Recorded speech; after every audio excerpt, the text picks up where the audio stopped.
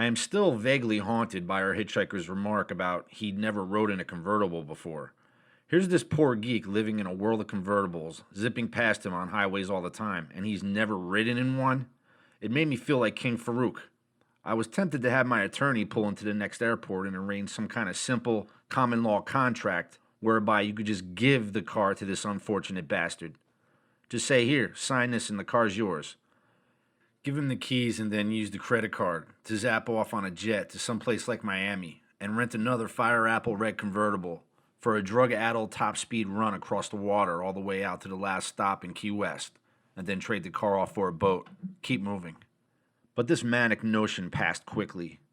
There was no point in getting this harmless kid locked up, and besides, I had plans for this car. I was looking forward to flashing around Las Vegas in the bugger. Maybe do a bit of serious drag racing on the strip, pull up to that big spotlight in front of the Flamingo and start screaming at the traffic. All right, you chicken shit wimps, you pansies. When this goddamn light flips green, I'm gonna stomp down on this thing and blow every one of you gutless punks off the road. Right. Challenge the bastards on their own turf. Come screeching up to the crosswalk, bucking and skidding with a bottle of rum in one hand and jamming the horn to drown out the music. Glazed eyes insanely dilated behind tiny black gold-rimmed greaser shades, screaming gibberish.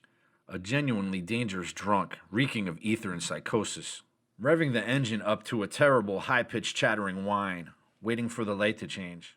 How often does a chance like that come around? To jangle the bastards right down to the core of their spleens. Old elephants limp off to the hills to die. Old Americans go out to the highway and drive themselves to death with huge cars. But our trip was different. It was a classical affirmation of everything right and true and decent in the national character.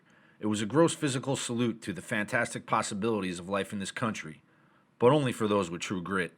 And we were chock full of that.